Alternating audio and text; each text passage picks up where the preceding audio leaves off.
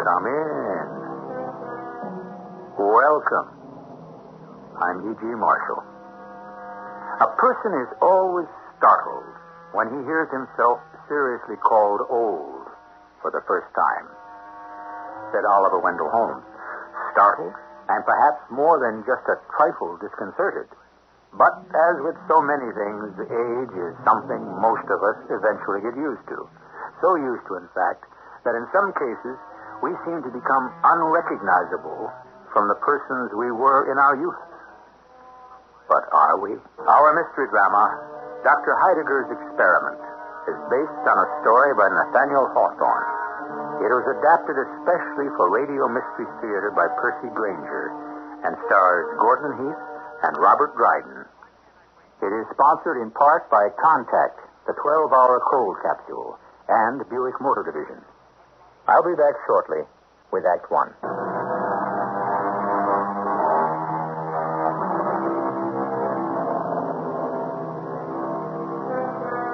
Life and time are our only real possessions, someone once said. And it would seem to follow that no one who is alive can be said to be totally indigent. Yet, don't we all know people who have given up on life, who have allowed the burden of failure and disappointment to reduce them to mere ciphers, content only to wait out their time? There is perhaps only one thing which could bring back such persons within the pale of the living. We're in a small New England village. The time is the last century. An eccentric older man, Dr. Heidegger, is about to pay the last of 4 visits to ancient friends of his on a very singular mission. Yes, Charles Medbourne? Yes, who's that? Oh, Dr. Heidegger. What do you want? I didn't send for you. I've come of my own accord. Why? You performed some of your sorcery and seen me marked for illness in the curling smoke of the candle? I was hoping I might have a word with you. Oh, it's a social visit then? No, not entirely. Though I'm always delighted to see my oldest friends. Well, come in. Thank you. And how are you getting on, Charles? I'm as you see me, Doctor, not so very far from the grave. I shall be glad to be delivered of this life. It was your own frantic speculations which reduced you from the successful merchant you were to your present condition. I do not need to be reminded of my follies. What have you been? You still potter about in that medieval alchemist chamber of yours? If you are referring to my study, yes. You've quite a sinister reputation among the younger people in town. I know. What is it you've come for? I wish to invite you to my house tomorrow. For dinner? No, it's on a matter in which I would be most grateful for your assistance. Oh. Well, for what? Oh, just one of those little experiments with which I amuse myself in my study. What kind of experiment? I'd prefer not to say until we are all gathered. All? Who else is coming? 3 people, all of whom are known to you. Colonel Killigrew and the Zeke Gascoigne. And the third? The widow Wycherley. Clara? She'll be there? Yes. The 3 of you were early loves of hers, I believe. I'm sure I don't remember. Well, I've asked them for 4 o'clock. May I count on you as well? But of what use can people our age be in one of your experiments? You'll understand tomorrow.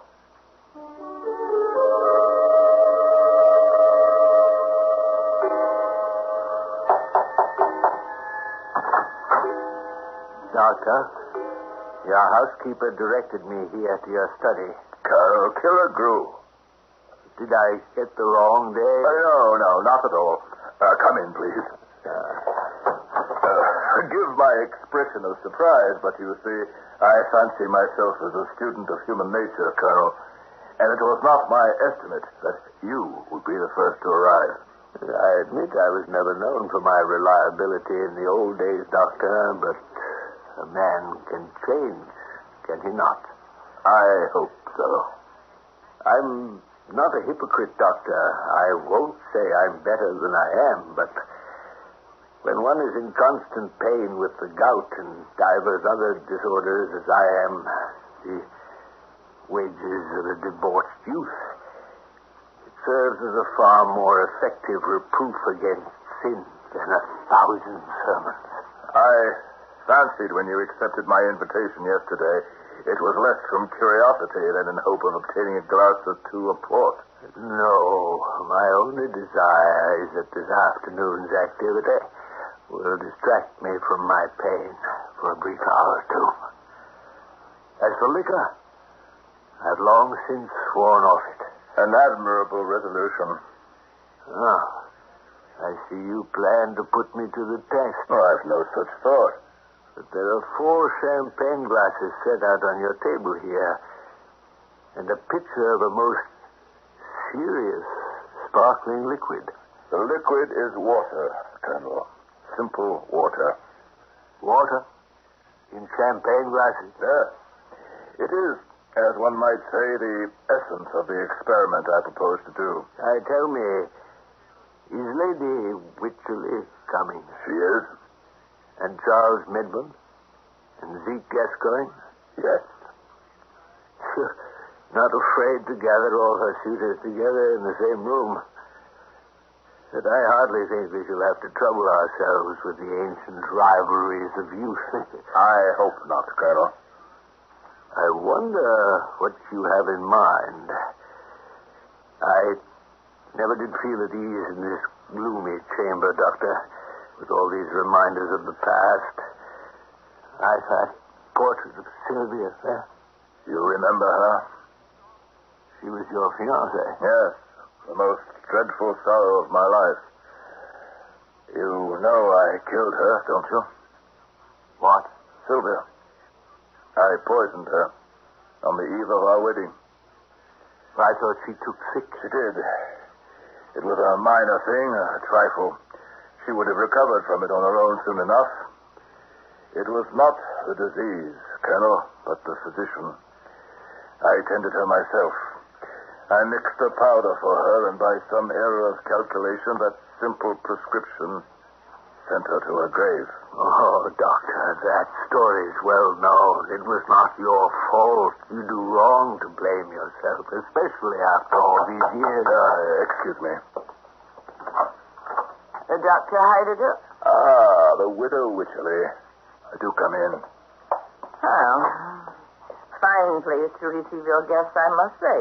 This gloomy dustbin of a study that hasn't seen the proper end of a broom in 50 years. You see the Colonel is here? Oh, yes. Colonel, how do you do? As well, madam, as can be expected. Indeed. Dr. Heidegger, I do not believe you told me that this person, whom above all others I should wish to avoid, would be here today. Indeed, madam, I did tell you, and you, as I recollect, registered no complaint at the time. Oh, well, then perhaps I did not hear you. Madam, I hope that whatever was between us in the past shall not prevent us from being civil to one another in the present. It shall. Doctor, I trust we shan't be long. I am not used to being out these days. I know. And it has long been my professional opinion that more fresh air would do you good. Oh, easy enough for you to prescribe, Doctor. But it is difficult for me to go about the town now, knowing what people think and in what condition stands my reputation with them. Oh, you of all people should know that, for it was you who pronounced my husband dead of a disease which shan't be found in any medical text. He died of a seizure. A seizure brought on by the foolish weakness of a wife who could not resist the flatteries of a certain jaded dandy. Come, madam. You shouldn't excite yourself. Pray have a chair. Oh, yes. None of it matters now, I suppose. Thank goodness I am ugly now and can do no more harm. Enter. Hello, everyone. Sorry I'm late. I hope I haven't kept you all waiting long. No. We are still awaiting the arrival of Zeke Gascoigne. Have a seat, Charles. Thank you. Hello, Colonel Killigrew. Hello, widow. Hello, Charles. And where is the final member of this august body? So, I see you've made me the last one. Good afternoon, Zeke. Here's your chair. What a collection of antiques you assembled, Doctor. My compliments. They look like the offspring of nature's dotage. Gray, decrepit, sapless, miserable creatures who sit stooping with so little life left, even the memories of youth cannot animate us. Oh, you always were a maker of pretty speeches, Zeke. But for all that his tone is insulting, he speaks more truth now than he ever did as a politician. That's true. If I had it to do over again, I should be much cleverer, I assure you. My dear old friends, please, if we could begin while there is still light. As you know, I have asked you all here today to aid me in performing an exceedingly curious experiment. We all know about your exceedingly curious experiments, don't we? What'll it be this time, Heidegger? You see here, upon my desk, a large black folio volume with silver clasp. Yes. It's said to contain all the secrets of the black magician's art. So it is rumored, but it is not the truth. What this book does contain, among other things, of course, is my most treasured possession. Here, pressed between these pages, I've kept this withered rose. Please examine it closely. Why, it's practically falling apart. Ready to crumble into dust like us. This rose blossomed 55 years ago. It was given me by my fiancée, Sylvia Ward, whose portrait hangs yonder. I meant to wear it in my bosom at our wedding, and for 55 years it has been treasured between the leaves of this old volume. One can barely tell its original color. My friends, I ask you, would you deem it possible that this rose of half a century could ever bloom again? Oh, nonsense. You might as well ask whether an old woman's wrinkled face could ever bloom again. So I would think, too. But please, direct your attention now to this table over here. You see this pitcher of cut crystal? It contains a sparkling liquid. I will lay this withered rose on its surface. Well, it floats. What of that? Any flower do the same. But wait.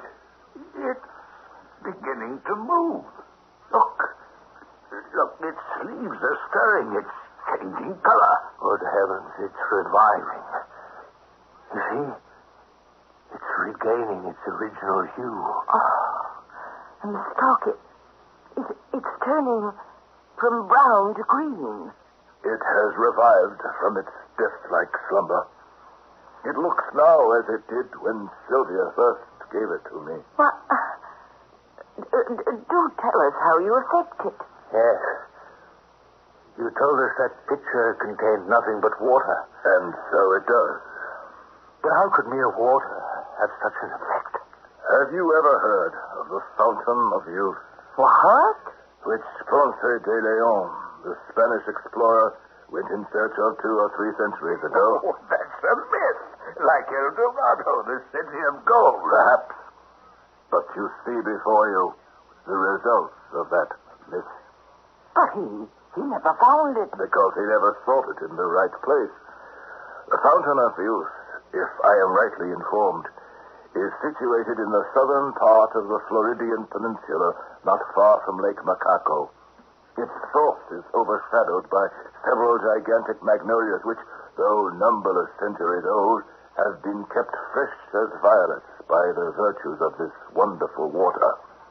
An acquaintance of mine, knowing my curiosity in such matters, has sent me what you see in the pitcher.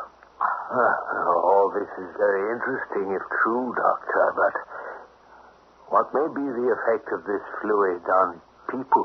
That, my dear Colonel, you shall judge for yourself, for that is why I have asked you here today. I should like you, all of you, to partake of this liquid, that I may observe the degree of its potency upon the human frame.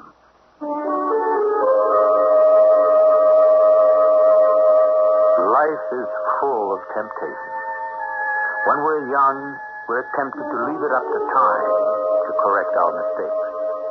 And when we're old, the temptation is to lapse to that bittersweet attitude of remorse. If only we could go back. Well, if the restoration of Dr. Heidegger's rose wasn't just a conjurer's trick, perhaps this is precisely what we shall see when I return shortly with Act 2.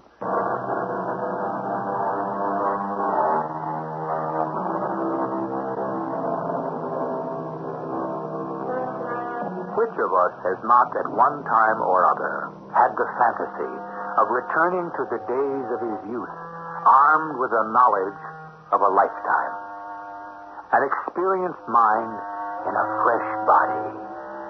Would this not be the most potent of combinations? You asked us here to drink that water? My friends, you are welcome to as much of this admirable fluid as may restore to you the bloom of youth. But how can we be certain it isn't poisonous? Could anything poisonous have had such a rejuvenating effect on my dear Sylvia's rose? Water from the fountain of youth. I don't believe it.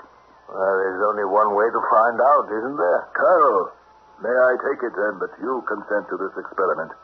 It's probably hokum, Doctor, but I'm game. I've certainly got nothing to lose. And perhaps a great deal to gain. Doctor. Yes, madam. I see only 4 glasses on the table, but there are 5 of us in this room. True. With your permission, I will merely watch the progress of the experiment. I have chosen you four because I have at one time or other heard each of you profess regret over the follies and passions of your youth. Well, if the Colonel is willing to drink it, so am I. Just remember, the doctor's not infallible. The others have all consented, Zeke. What about you? I don't know. You see? You never did know, Zeke. Pour 4 glasses, Doctor. I'm not the ignorant fool I used to be. Excellent. At last, the experiment can begin. Mrs. Wycherley? It does have a nice bottle to it. Colonel? I just hope it's not intoxicating. Charles? Not too much, Doctor. Moderation is a virtue. And Zeke? I'm just glad there's no one else here to see us 4 old people making such fools of ourselves. I beseech you, stay a moment before you drink. A word of caution. If this liquid should prove to have the properties which I infer of it from its effect on this rose, I think it would be well that with the experience of a lifetime to direct you, you should draw up a few general rules for your guidance in passing a second time through the perils of youth. Guidelines? What do you mean? Think what a sin it would be if, with your peculiar advantages, you should not become patterns of virtue and wisdom to all young people of the age. I believe we're all aware of the mistakes we made, Doctor. You don't need to remind us of them. We've repented long since. We'd be fools to ever go so astray again. Well, drink, then, my respectable old friends. I rejoice that I have so well selected the subjects of my experiment. To our health. And to our happiness. Yeah. And how do you feel? Well, it was rather bracing. Not unlike a glass of mineral water. I don't feel any different. Well, I can see a color in your countenance that wasn't there before. It's your imagination. No. Unless I am very much mistaken, you all look somewhat refreshed. Oh, surely not me. Why, especially you, madam. I see a distinct suffusion in your cheek. Oh? I'm feeling positively rejuvenated. Do you think this liquid could truly be the real thing? I don't feel anything but a pain in my back. Why, this is most remarkable. As I sit here, you are visibly transforming. It's true. Look at us. I don't need my glasses anymore. I can see quite well enough without them. And I don't need my cane. The gout in my leg is gone. I think it's some kind of trick. The doctor has us under some spell. The power of suggestion, hypnosis. Then how does that explain what's happening to your hair? What? It's growing darker. Look, in the mirror. Well, that's how it is. And the wrinkles in my face, they're gone. I'm myself 30 years ago. I look as I did at the very height of my political career. I noticed, Doctor, how they've all been quick enough to forget about me. Not at all, my dear widow. You look positively charming. What? Oh, surely, Colonel. You flatter. No. You are, if I may say, in your buxom pride. Oh, have I really changed? Come, have a look in the mirror. Oh, why, they're all gone. Every crow's foot, every strand of gray hair. Oh, how ridiculous this old cap is. It makes me look like a widow. I must remove it at once. Clara, your hair, look how it shines. As golden as when I was a young woman. Oh, but I am a young woman. Doctor. Oh, my dear. Oh, doctor, pray favor me with another glass. Certainly, madam, certainly. The experiment is going admirably. You see, I have already filled the glasses for a second round. A toast. A toast to the clever and glorious doctor. But what are Charles and Zeke doing off in the corner? I've just hit upon the most ingenious scheme for making money since the invention of the cotton gin. What is that? Go where there's a need with a product that fulfills that need. Is this not the first principle of sound business? Yes. Well, then, what is it they need in the East Indies? The East Indies. Ice. They need ice. And where is their ice? Why, at the poles. Whole icebergs could be towed to the Indies by means of harnessing them to teams of whales. Charles, it was just such improvident speculations which led to your financial ruin before. But the cost would be minimal. And think of the profit. Why, I'm sure to have a monopoly, am I not? Gentlemen and madam, as I see the good doctor has been kind enough to refill our glasses, I think this is the perfect time to announce to you all my intention of re-entering politics. Bravo! Good. And what causes do you intend to espouse in these tranquil times, Zeke? America for the Americans, naturally. Stem the tides of immigration which are threatening to rend the tough native fabric of our society. This isn't how I intended the experiment to go. The water is quite a success. It's the people who are the failures. I feel like a new created being. Where's Clara? At the mirror again. How do you do, madam? How do you do? Look at these ridiculous clothes we wear. How unflattering they are, and how old-fashioned. Remember how we used to walk, all bent over and limping from the gout? Hey, look at the doctor. He sits there in his high-backed chair and stares at us with such a disapproving expression. Oh, come, Doctor. You are much too solemn.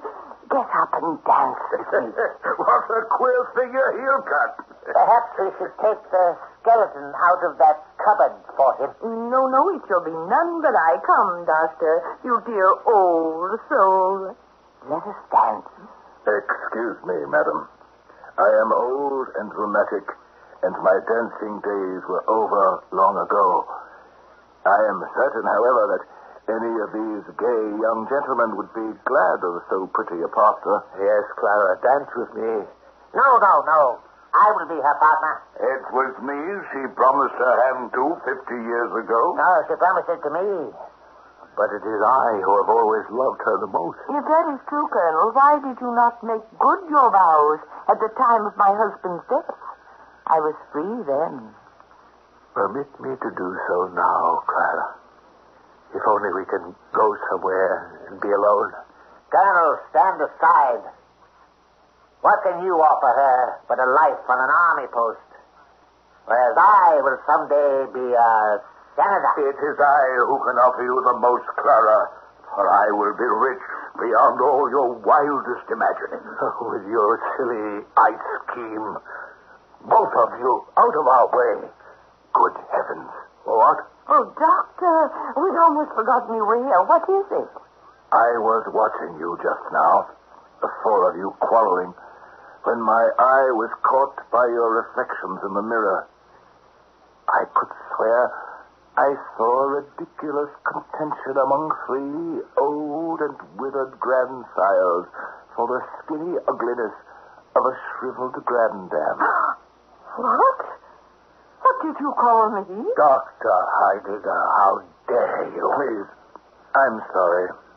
I didn't mean to be insulting. Hello, the impudence. The unnaturalness of what I saw made me forget my tongue. Indeed, sir. If your age did not serve as your protection, What would you do, Colonel? Would you challenge me to a duel?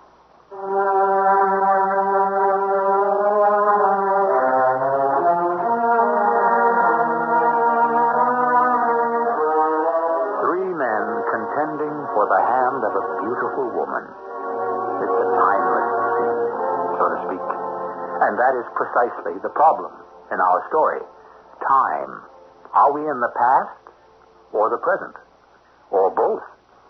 Perhaps what the doctor sees before him is reality, and what he saw in the mirror was truth. However we try to define the situation, one conclusion is inescapable. Dr. Heidegger's experiment is not going the way he expected it to. I shall return in a moment with Act 3.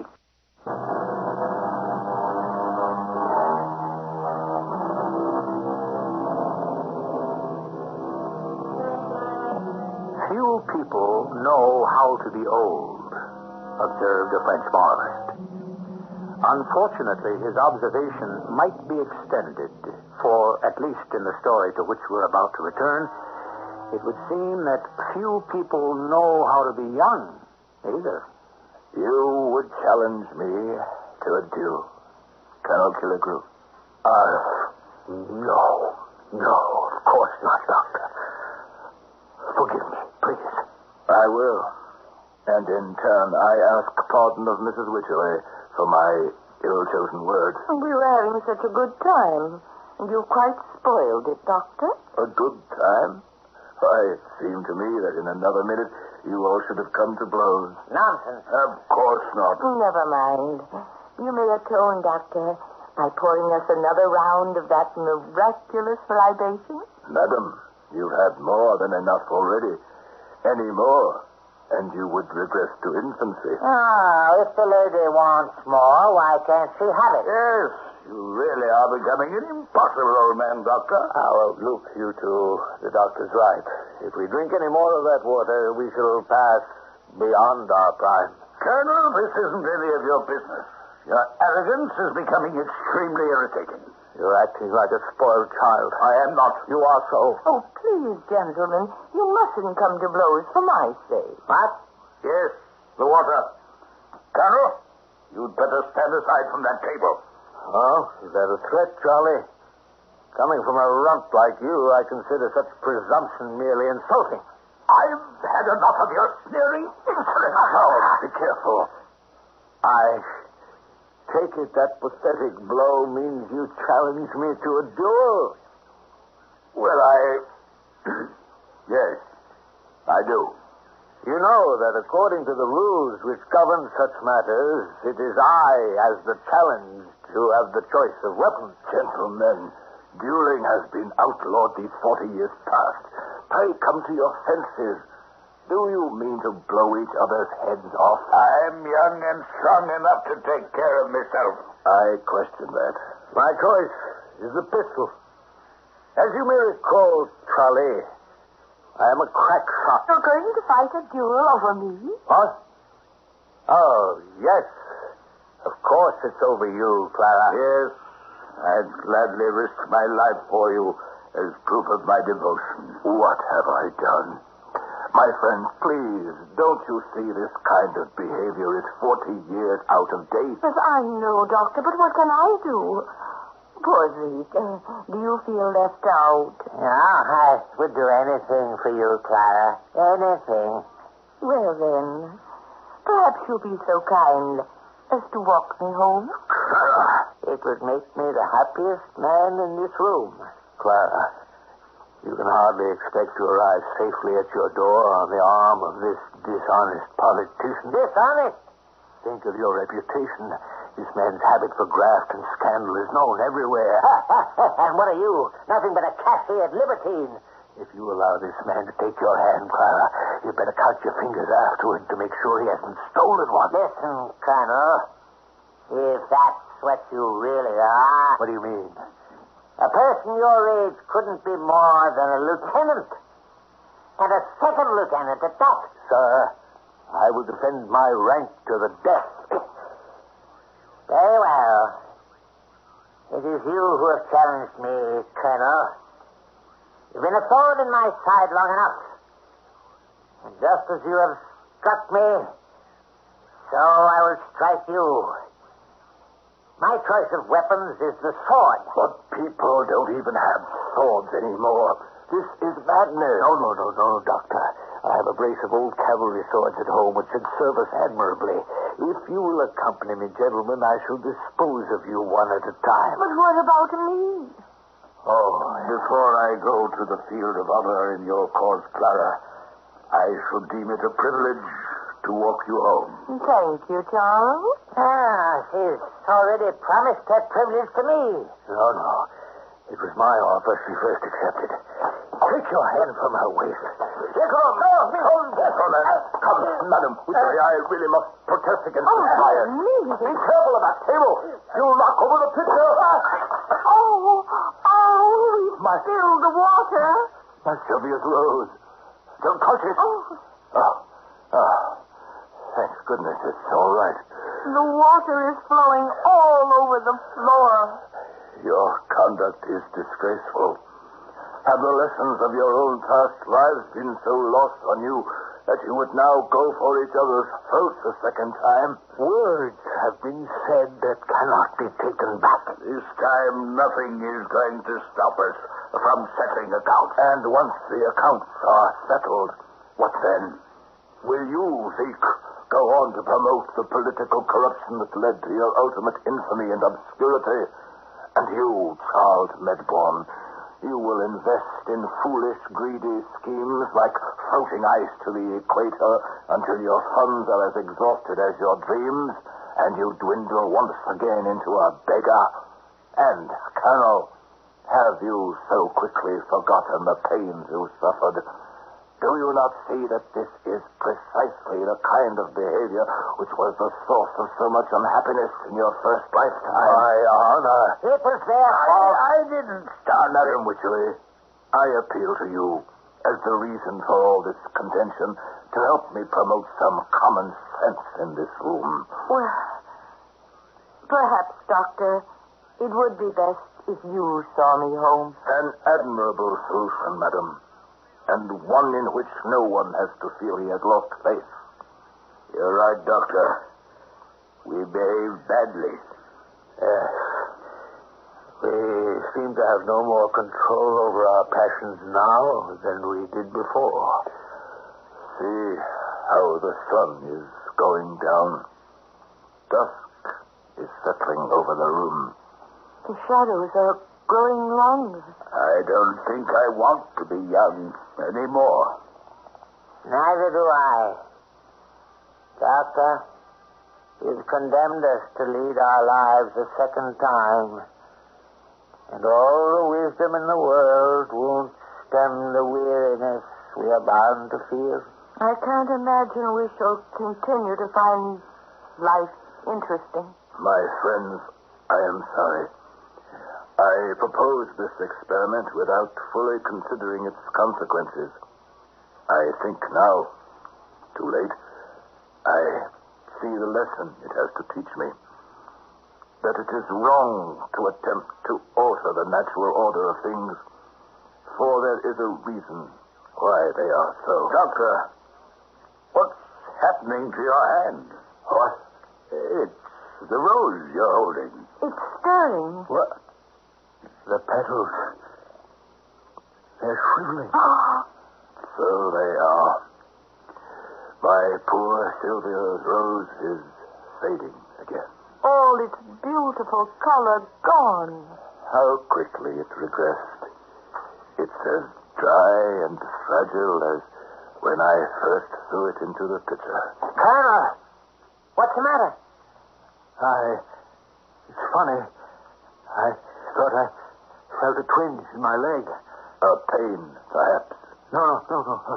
It's nothing, really. I think it is, Colonel. I suspect it is a pain remarkably like the gout. No. The conclusions seem inescapable, my friends. The water is indeed potent, but its effects are temporary. Have you no more of it? All that my friend sent me was in the pitcher, which you have broken. It feels so cold all of a sudden. That is because you are without your cap. Here it is. Oh, thank you, Doctor. It's growing so dark. Where are my glasses? My dear old friends, welcome back. Where's my cane? I can't stand the pain in my legs a minute longer. Here it is, Colonel. Are we grown old again so soon? Come away from the mirror, widow. Oh. My face has once again lost all its flesh. Oh, I wish that the coffin lid were over. Come, good lady. Yes, you are old again. And see, the water of youth is all lavished on the ground. I, for one, bemoan it not. Such is the lesson you have taught me. I think, Doctor, that it is time we took our leave. Yes. Goodbye, then, my lifelong companions. We have, I think, learned much today, have we not?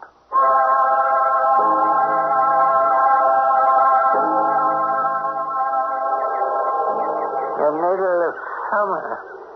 It feels as cold to me as the last day of November. Would you like me to see you home, widow? No, I can make my own way. As you wish. But, as we all live in the same direction, why don't we walk together a ways? I have a matter I wish to discuss with you. Does it have anything to do with Dr. Heidegger's experiment? It does. The doctor was certainly censorious, wasn't he? Indeed. Still, I think the lesson is well taken. You, John. You relish the prospect of returning to that miserable hovel of a room you live in? I see no alternative. No alternative? Do none of you remember what the doctor said? These were his exact words. The fountain of youth, if I might be informed. is situated in the southern part of the Floridian Peninsula, not far from Lake Macabre. Zeke, are you proposing that we travel to Florida? We know the general vicinity. But think about the events of the past hour. We came to blows. Who knows where it might have led if the effects of the water had not worn off? Now, shall we return, each of us, to his solitary torment? Or shall we make a pilgrimage to find this miraculous fountain?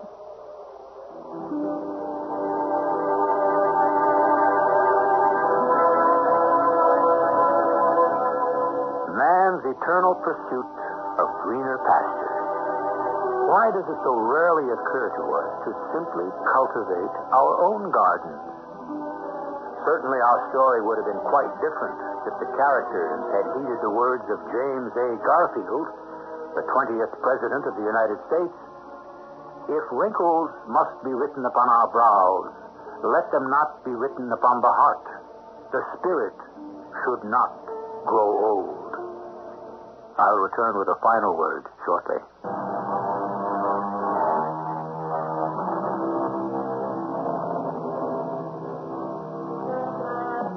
Nathaniel Hawthorne, upon whose story our drama was based, is credited by some with having established the short story as an art form.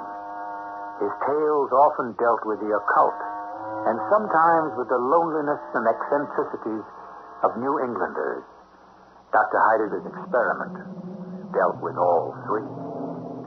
Our cast included Gordon Heath, Mary Jane Higby, Guy Sorrell, and Robert Dryden. The entire production was under the direction of Himan Brown. This is E.G. Marshall inviting you to return to our Mystery Theater for another adventure in the macabre. Until next time, pleasant dreams.